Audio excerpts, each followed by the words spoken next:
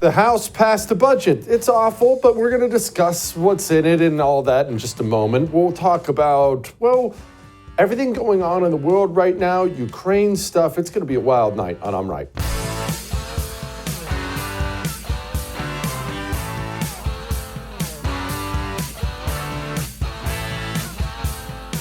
Okay, so let's talk about the budget bill. Last night, while you were sleeping, well, I don't know, depending on when you went to bed, but while you were sleeping, by the hair on their chinny chin chin, the House passed the budget. There are some things you need to know about it, and we're just going to talk about it frankly. One, Trump supports it.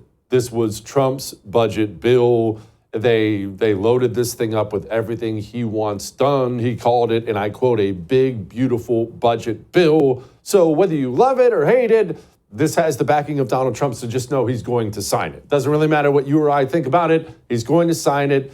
Once this thing finally gets through the Senate and everything else, it's going to be signed into law. Okay, that's one.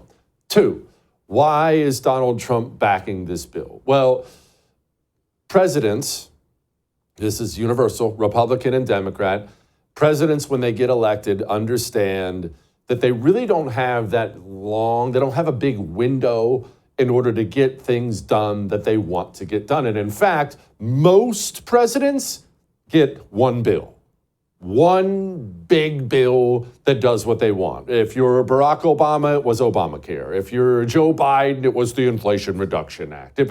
That's how it works. Republicans, it works the same way. The last time Trump got elected, what did he get? He got a big tax cut bill, and that was it. You generally get about one. And Trump knows this. He's no dummy.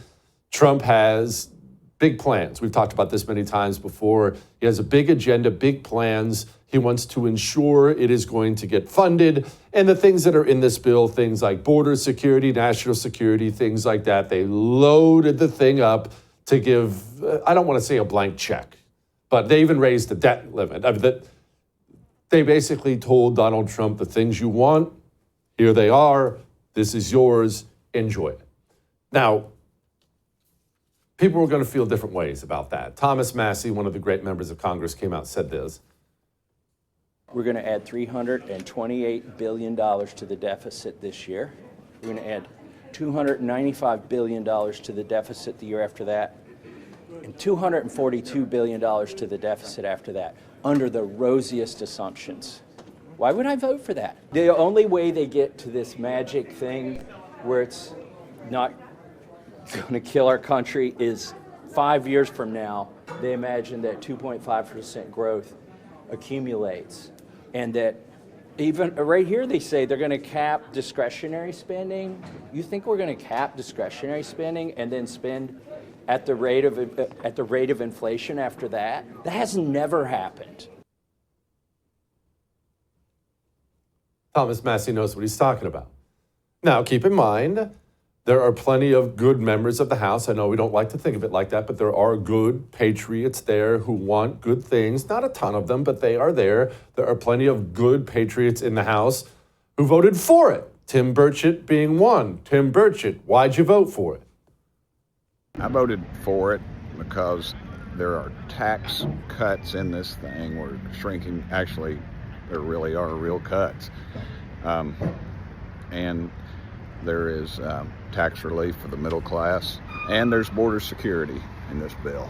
So, look, it's not everything you want, but I'm a believer if you're not at the table, you're on the menu. And dadgummit, the American taxpayer's been on the menu a whole lot. So, hopefully we'll move ahead. The Senate version actually spends more. Actually, there are not actual cuts in it, and I worry about it. So we'll see what happens. And I had a great conversation with the president today. He was very friendly and answered all my questions and shares my concerns about the growth of government and how we need to make some cuts. I'm not real easy about all of it, just because it's just so massive. And I would have liked to have, well, y'all know me, I'd like to cut this thing to the quick, but the reality is that's not going to pass. We did get some legitimate cuts. So anyway, thank y'all for sending me here. He just murders me. That was Tim Burchett with his trademark dry delivery, sounding as thrilled as he normally does with how things work in Washington, D.C., but that's the Tim Burchett version of it. Now, as far as the Senate bill, what are we going to get when this thing gets washed through the dirty jockstrap of the United States Senate? Well, Ron Johnson famously is on the spending problem in America. You remember he came on here and he told you what he thought about it. He believes all of his tax cuts that he ran on as a candidate would be included in that. There's no guarantee of that. The bad thing about what the House is doing is whatever we do in terms of taxes would not be permanent. They would expire, just like the Tax Cut and Jobs Act. I mean, that was a real problem with the Tax Cut and Jobs Act. Their provisions have already expired.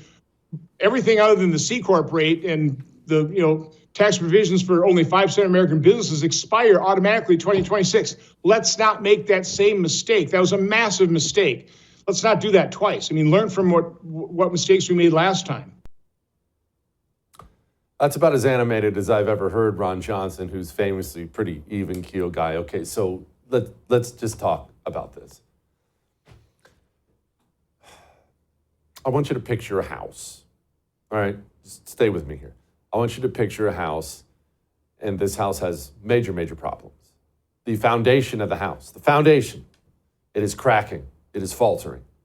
The studs and the walls, they're rotted out. Termites are eating. The house is about ready to fall down. And to make matters worse, the landscaping, it's all dying. It's bad. So let's talk about DOGE, shall we? Department of Government Efficiency, because that's all in the news every single day. Elon Musk, DOGE, they're finding waste here, waste there. We're stopping this, we're stopping that, we're stopping this, we're stopping that. What DOGE is doing is good, to be clear. It is good. Defunding the communist menace, which has been mostly funded with your money, is a good thing. It is a good thing. Good, good, good. DOGE is good. But saying DOGE can fix our debt and deficit problem is like looking at that house and thinking you can just replace the flowers out front and everything will be fine. Yes, the flowers need to be replaced. The landscaping needs improved, but none of that means anything at all if the foundation rots out from under you and the studs and the walls end up collapsing and the whole home falls on your family in the middle of the night. Who cares about the flowers? DOGE is important. They're doing outstanding work. We cannot save the United States of America without Congress making significant cuts. During COVID, you remember when the United States of America got a bad chest cold and collectively lost its mind, we decided we were going to spend our way through a virus. Still very curious how that is supposed to work. And during COVID, we upped our spending levels to get this. And just wrap your mind around this. We were already spending too much pre-COVID. During COVID, we started spending like we were spending in World War II. Let me say that one more time.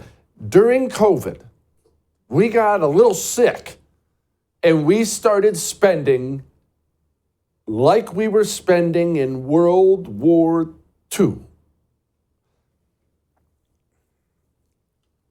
And they won't cut anything now. So we are still, look, we don't even have COVID anymore. We are still spending as if we are fighting a global war against evil superpowers. And there are no significant cuts. And hey, listen, I'm thrilled as you are about 20 million from DOGE and $1 million from here, even $1 billion from there. I'm happy too. You're happy, I'm happy, we are all happy. That sounds really, really great. We are $36 trillion in debt. And by the time the 10-year run of this budget is over, that number will almost certainly be $50 trillion. We cannot DOGE our way to fiscal solvency. We simply cannot. What we must have is a Congress and a president willing to make unpopular cuts. That's what we need. And not little ones either. Big ones, huge cuts. But how do we get that? How do we get that? Well, that's on us, you see. When's the last time the American people ran to the polls to vote out their local politician because he spent too much money? Just take a minute and think. You're a hyper-informed person. You're sitting here watching. I'm right. You could be watching anything. So you know this stuff. When's the last time Congress got swept out of office for spending too much money? It's never happened once in my lifetime. The American people not only don't care about the spending, the truth is they like it. The American people like it when Senator Idiot brings home $100 million for a brand new airport. They like spending taxpayer money. And until that changes, nothing changes. Oh, we can sit up here and cheer about border security and new naval ships, and we can sit up here and cheer about tax cuts. Look, I don't like paying taxes either, and all this stuff is good. Doge is good, but the foundation's still crumbling, and the studs and the walls are looking a little bit shaky, and man alive, it doesn't look like things are going to change anytime soon. All that may have made you uncomfortable, but I am right. One of the great congresswomen, I love her so much, Harriet Hageman, joins us from the great state of Wyoming in just a moment. She voted for it. Now, this is not some idiot. She knows what she's doing. Very sharp woman. We'll talk to her about it before we talk to her about that. But let's talk to you about sleeping. Sleep can be hard to come by. And when you take something to sleep, honestly, lots of times, at least for me, every time I've ever taken something to sleep in my life, I've regretted it because I wake up and I don't feel rested. Oh, sure, I slept. You give me something to sleep, I'll sleep for 14, 15 hours. I'll just die. But then I wake up and I don't feel rested. I feel tired. But then Dream Powder from Beam came along. One, I love hot chocolate anyway. Who doesn't? It's hot chocolate. It's a cup of hot chocolate. It's delicious. Only it has natural things in it, like melatonin. And you just sip on a cup of hot chocolate and you'll slowly drift off to sleep. And you're not tossing and turning all night. But more importantly, when you wake up, you feel ready, rested, ready for the day. Up to 40% off. Shopbeam.com/Jesse Kelly. We'll be back.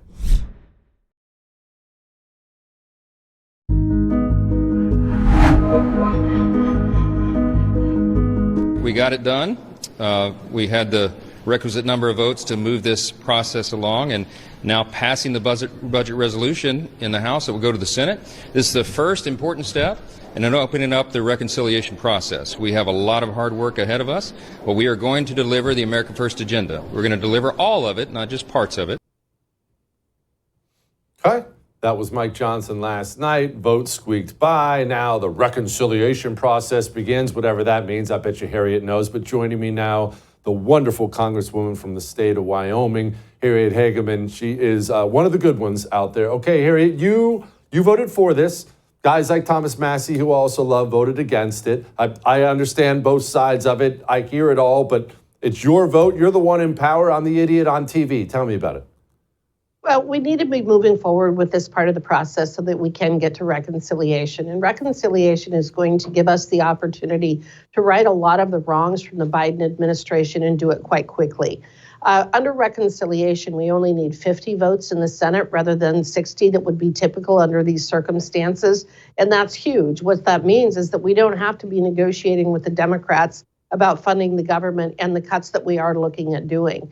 I think it's very clear with the current administration and the support that he has that the president has from people around the country that we need to right-size government. And we need to do that both through the legislative action as well as some of the work that the president is doing.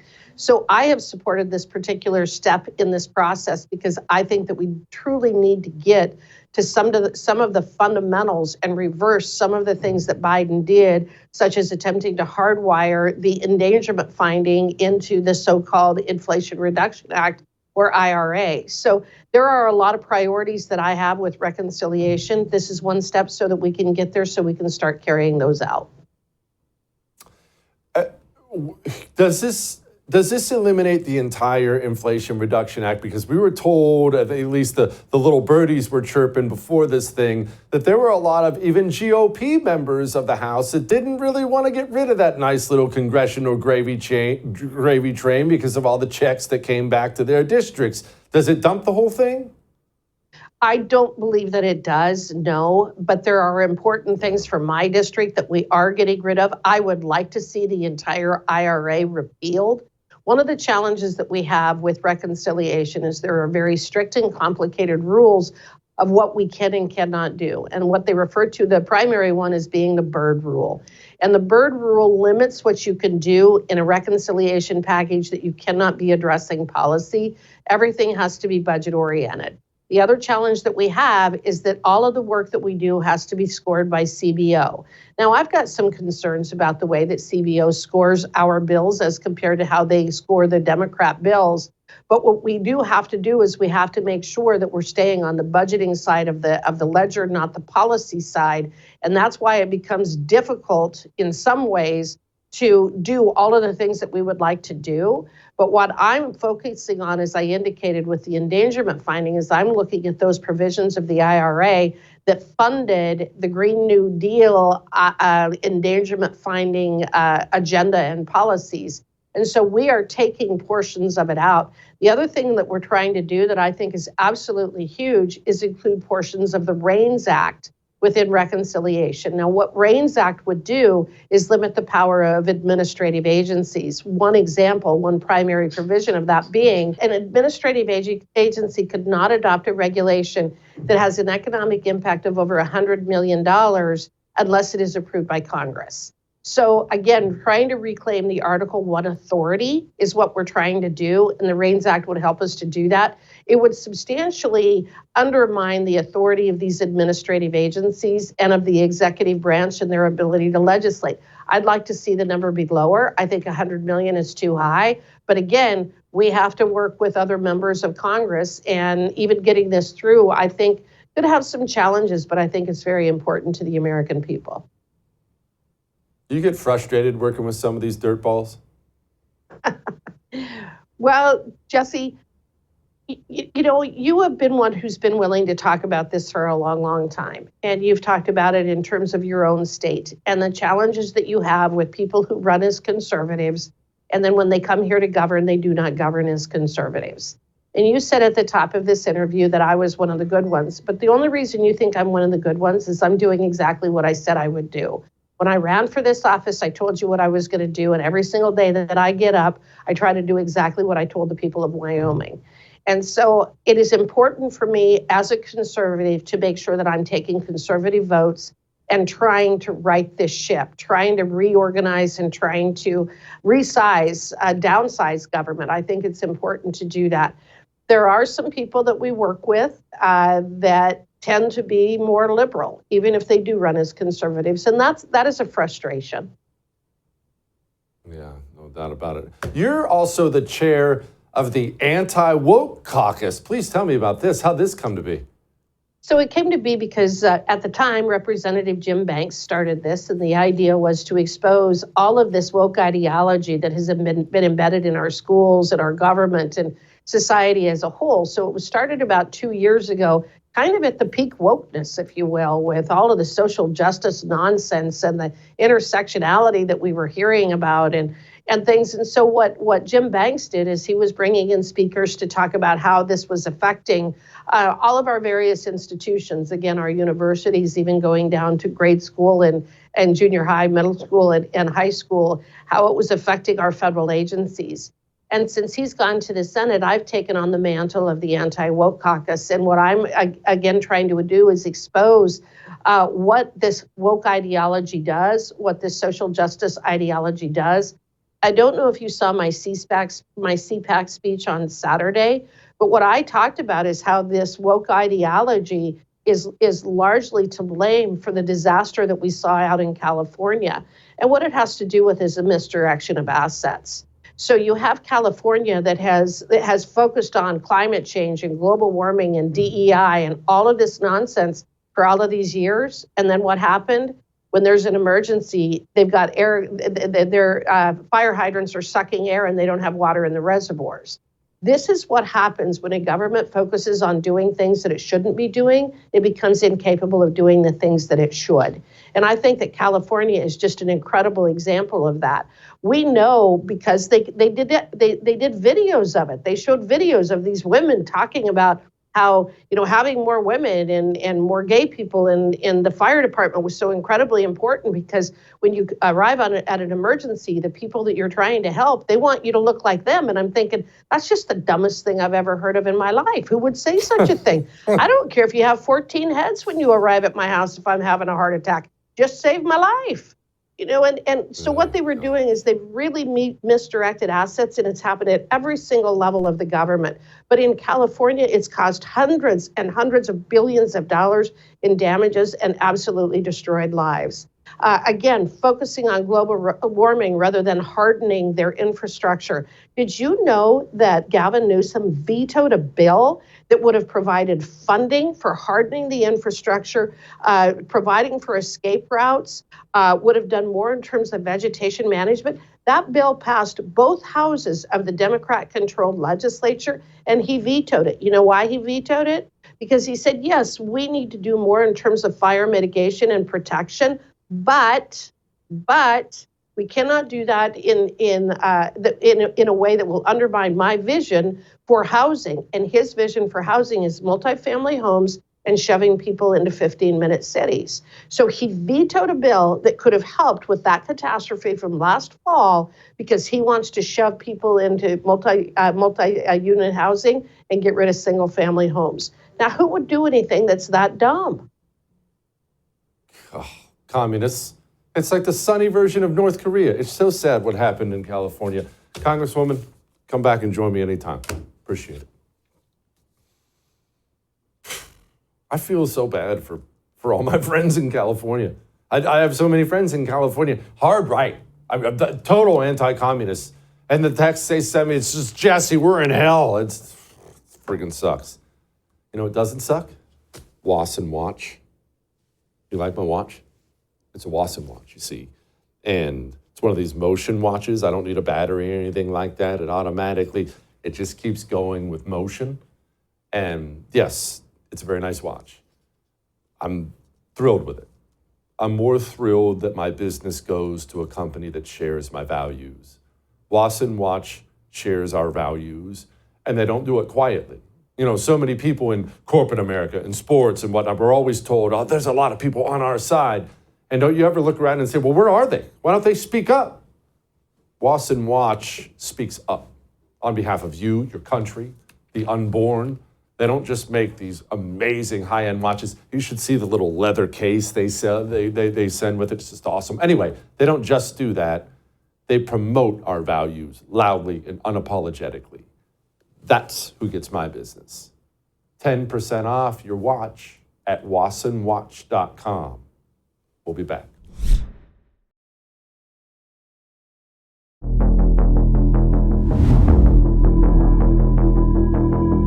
Most FBI people, current and former, are really shocked. I've heard from many of them in the last 24 hours. It takes people an entire career, 15, 16, 17, 18 years before typically they're ready to fill this role. So to bring in someone who has no connection to that whatsoever is really stunning and dangerous, I would add. Stunning and dangerous. We only have the most qualified people in leadership roles at the FBI, after all. That Dan Bongino, scary guy. Joining me now, Lee Smith, columnist at Tablet Magazine. Hey, Lee, why so nervous at the FBI? I don't understand it. Well, Dan, Jesse, some people say stunning and dangerous. I say stunning and brave. I think it was. I think it's a great move. I can't remember when I found out. Either it was Sunday night or when I woke up Monday morning, and I said, "Wow, that's fantastic." So between Kash and Dan, you don't need much more to figure out what's gone on at the FBI, especially Russiagate. So of course that's why someone like Andrew McCabe. And remember how Andrew McCabe advanced through the ranks of the FBI. I mean, this guy was not necessarily a top rank a field agent, right? This is a guy who stayed close to leadership, and that was his thing. He was a fancy lawyer from Duke University, and he polished all the right doorknobs, and that's how he got to where he was. And then of course he started to undermine Comey. But that's another story. I'm incredibly excited. about the leadership team at the FBI. And I suspect that all of your great viewing audience is as well. Yeah, speaking of other things that were going on at the FBI, Dan Bongino recently came out and talked about one Adam Schiff. Here he was. Why is Adam Schiff so worried? Folks, I strongly encourage you to go back and take another look today at the Russia collusion hoax. I know it's a story that's old and a lot of people want to move on. I'm going to be straight with you. I don't want to move on. We had the FBI in conjunction with the Department of Justice, officials in Congress, foreign governments, and intel people fabricate a story, invent a story that could have caused and done serious long-term harm to international relations with a nuclear-powered foe. It's kind of a big freaking deal. I'm not letting it go. And you listen to me. This is going to be very important in the coming days. I'm not letting this go. He's not letting it go. What happened there, Lee? And why is Adam Schiff probably staying up too late now at night? Right. Well, Adam Schiff was the major operative in the House of Representatives who was pushing Russiagate. He was ranking member of the House Intelligence Committee while Devin Nunes was chairman, and Schiff played to block at every possible turn. And you'll remember all of Adam Schiff's TV appearances where he said, I mean, the people in the House Intelligence, they called him Pathfinder, right? Because he was always talking about, oh, I've seen more than circumstantial evidence that points to collusion. So Schiff was a very bad actor, and we suspect he was coordinating with other players because there's actually documentary evidence of him meeting with people like Glenn Simpson of Fusion GPS. So I'm glad that Dan is not going to let it go. And I mean, I don't know how they're going to work out, who's doing what at the FBI. Deputy director is an enormous job, but I wouldn't be surprised. I certainly hope, I have no inside information, but I certainly hope that Dan takes that same sentiment into FBI headquarters in Washington, and that he's one of the people getting to the bottom of what happened with Russiagate. Because Dan is absolutely right, Jesse. I mean, this really became the template for operations targeting not only Donald Trump and his aides, but also the American public, Russiagate. So I think it's very important, and I'm 100% supportive of Dan's efforts to get to the bottom of it. Now that he has access to everything that he needs, God willing, we'll start getting more answers, and we'll get some accountability finally. I'd like some accountability for one James Comey. People remember James Comey, right? Here he was. When you think about a second Trump administration, what do you think the implications would be for the FBI? Oh, serious for the Justice Department and the FBI, because Trump is coming for those institutions. He knows their power, and I think he has regrets that he didn't work hard enough to corrupt them last time. So he's coming for them, and that's a danger for all Americans. He's going to put people in positions in those organizations. He didn't have all stars the last time. He'll have the bottom of the barrel this time, but people who will want to do his will, and that should worry every American. This election matters. Because of a reason like that, people have to participate. You cannot sit on the sideline. I don't care how you feel about Joe Biden, you must vote for him because the consequences on the other side are too severe. Sounds like a man who was pretty worried about the personal consequences. Sounds like a man, Lee, who ran an off-the-books honeypot investigation against the Republican nominee for president underneath Barack Obama.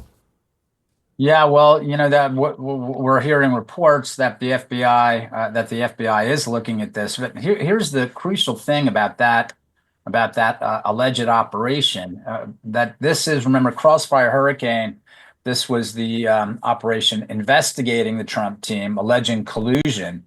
But this was tied to the Hillary Clinton campaign. The Hillary Clinton campaign came up with a Steele dossier, which the FBI used to get a warrant to spy on Trump and his aides. Right. There's no connection here, this honeypot operation, to the Clinton campaign. So that says that Comey was running this, had nothing to do with the Clinton campaign. He was running it on his own, but under whose instructions? Remember, I think this is so crucial to understand that Barack Obama was the boss. These were all his spy chiefs: James Comey, Andrew McCabe, John Brennan, James Clapper. So it'd be great to get to the bottom of this. find out who was running that honeypot operation. Was this just Comey's inspiration, or was Barack Obama, who again had reason to go after Donald Trump, personal reason, vendetta, grudges to go after Trump? And the question is, did he use FBI resources to go after Donald Trump with this honeypot operation? Yeah, that's a big question and a big no-no. Okay, Lee, let's shift gears here before I let you go. Iran. Word is out that Iran, they think we're coming for their nuclear sites, and or Israel's coming for their nuclear sites. What's happening right now, foreign policy-wise? Well, Donald Trump has made it pretty clear, right? I mean, first it was sometime before the election when Biden warned the Israelis against hitting Iranian nuclear facilities, and Trump said, well, that's nuts, because that's the first thing you'd want to hit, right? Nuclear bombs are very dangerous. And so in February, after the election, Donald Trump said, look, I want to settle this. I want to settle this with some sort of negotiation, but if we have to, they're not going to get it. We don't want to bomb them. We don't want to decimate, destroy Iran, but they're not going to get the bomb. That's the bottom line. So the Iranians are hearing this. This is the first time or the first president that the Iranians have ever heard this from, who they are compelled to take seriously. So I think Donald Trump is very serious about this, and it is very dangerous.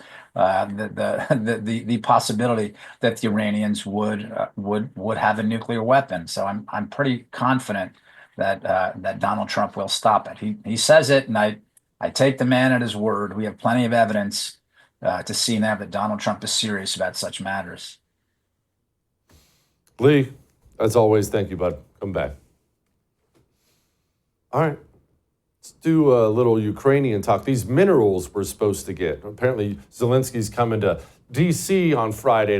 We're going to get some minerals. Well, what does that mean? We'll talk about that with our panel next. Before we talk about that, let me talk to you about getting a new phone for yourself. What about a new phone, brand new phone, iPhone 14, Samsung Galaxy at no cost?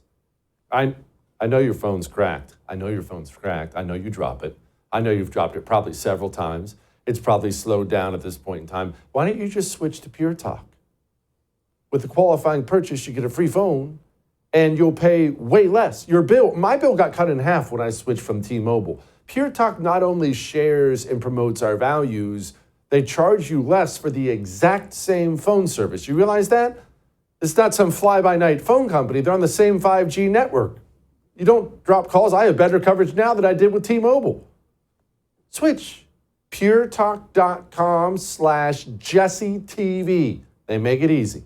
We'll be back.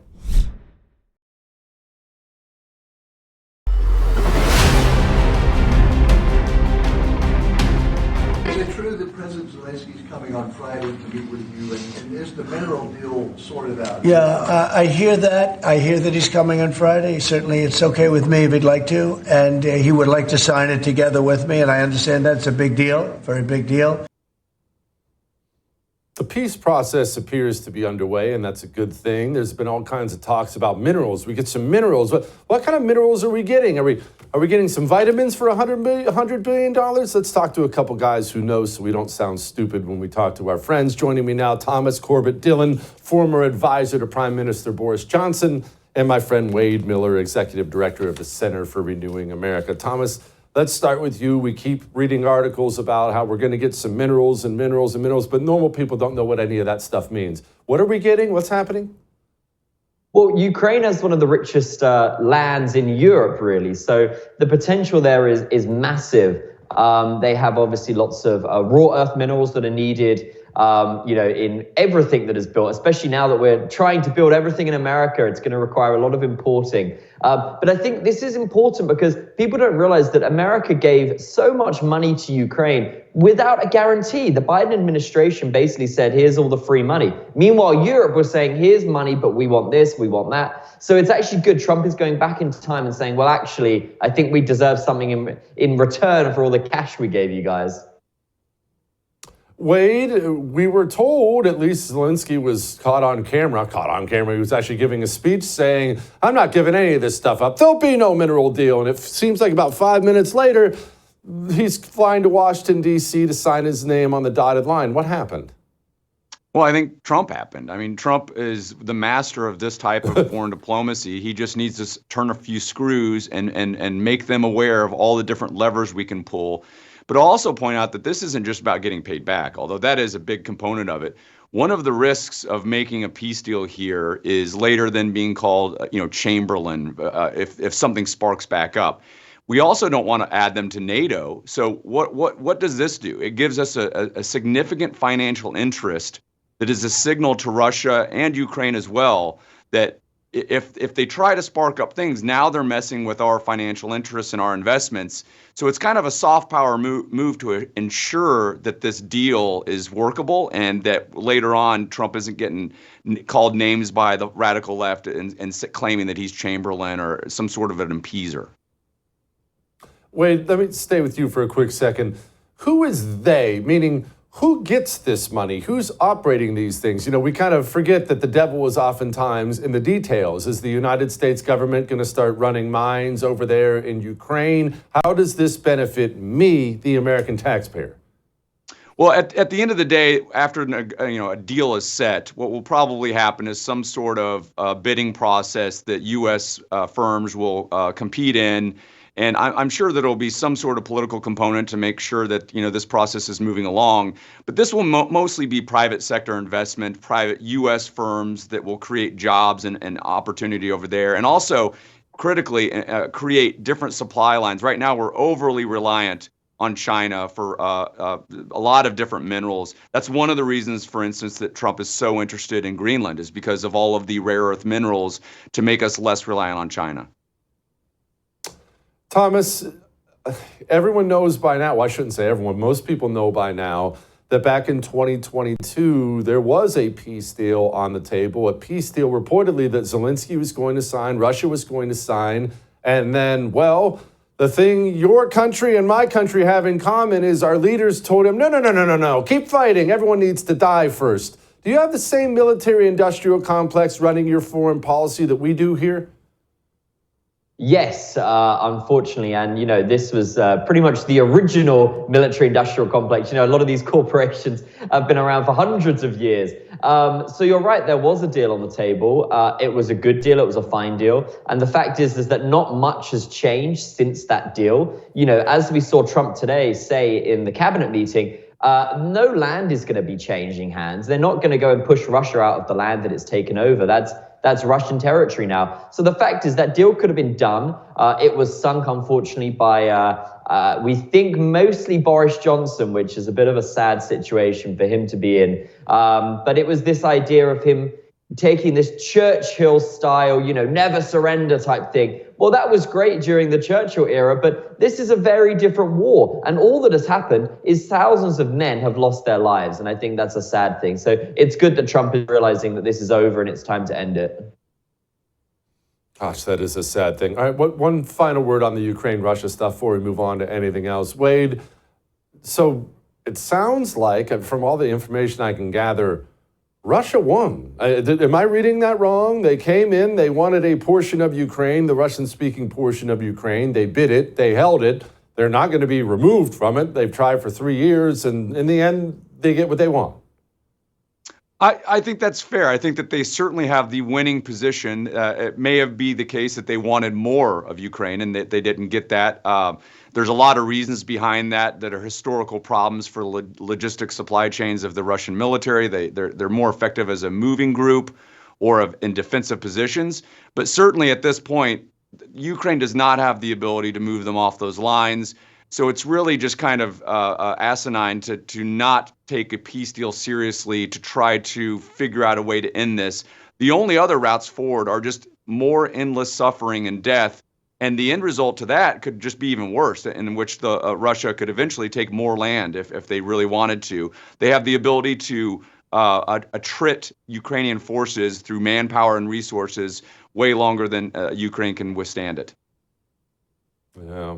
As Napoleon said, quantity has a quality all its own, and we're seeing that now. Okay, Thomas, let's talk about your PM, Starmer. He's in the United States of America today doing the whole glad hand thing. Trump, it's so nice to meet you. But the United States of America has been very vocal recently, especially J.D. Vance, about some of the oppression going on inside the UK, which it's really bad. You see police officers arresting people for Facebook posts, and you say to yourself, man, is this the same UK we used to be friends with? How's this work? Yeah, it's a shame. You know, I'm very grateful that I moved to the US. I'm nervous every time I land back in England. I think they're going to come and get me for hate speech. But, you know, it's a sad state, and it's interesting to see what happens in the meeting. I think what we saw with Macron was interesting. He was love bombing the president. You know, he was saying, oh, Donald, you're so great. We love you. Starmer can't do that. He's a socialist. He's been elected by socialists in our country. So if he came in and started doing that, he'd be a laughingstock back in England. So he's got a fine line to play. And I think the president is not going to be too happy with him, especially with some of the things he's said in the past. So yeah, you know, the special relationship is pretty much as dead as it's ever been, which is such a shame because we've never had a more pro-British president. You know, the president's mother is Scottish. He loves the UK. He loved the Queen. And the fact is it was our deep state that refused to engage with him in the first term and now is realizing, actually, we need to take this guy seriously, but it's a bit too late. Yeah, that is a crying shame. Okay, Wade, wrapping this thing up here. Looks like the clean out has at least begun in our military. They have a long way to go. We got a new chairman of the Joint Chiefs. They're slowly but surely working their way through this pool of loser generals we have. What say you so far? I think the DOD is moving in the right direction. We worked for the last 2 years, and by we, I don't mean DOD, I'm not at DOD, but a group of conservatives here in D.C. when Senator Tuberville put the holds on those military nominations over their abortion policy, a group of us started working to create dossiers on woke radical generals. And we handed over all of those materials. We urged caution to double check our work. We don't want to make sure that a good general isn't being thrown under the bus, that the allegations are fair, that there isn't some mitigating circumstance or explanation. And everything that I can tell is that they took that in good stride and have been serious about it. They did their vetting, and they're now making corrections to improve the DOD leadership. And I'm very excited about it. I expect that there will be further removals. We just saw today in the cabinet meeting, President Trump indicated that there's going to be more generals that are going to be replaced. And I think that's been sorely needed. And as you know, anyone below the rank of E6 and below the rank of 04 has been really complaining about the lack of seriousness in leadership in the military for years. And so we're taking the first stab at correcting that problem. And of course, it's going to come with a lot of pushback. But this reminder, this is very important, very needed to get our military back on the right footing. Thomas, you got the same problem in your military over there? Because British military history is pretty freaking cool.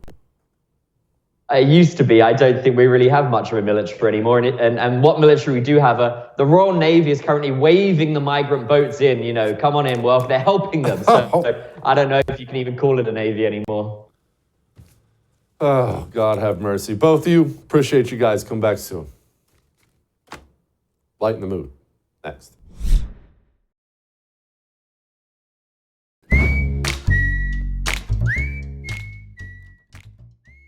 Eric Swalwell, by the way, it's time to lighten the mood. Eric Swalwell is one of those people that I've always found to be hilarious. Absolutely hilarious. He's done so many things that reveal him to be just a gigantic boob, just kind of a goober. A goober who found himself with some power, and so no idea what to do with it. So he's just screwing it all up. He's running around with Chinese spies, making an idiot of himself everywhere he goes. And it's always a good time to walk down memory lane and remember when Eric Swalwell farted on your television set. The evidence is uncontradicted that the president used taxpayer dollars to ask the Ukrainians to help him cheat an election. And the complaint that I've heard from... The evidence is uncontradicted that the president used taxpayer dollars to ask the Ukrainians to help him cheat an election. Ask the Ukrainians to help him cheat an election.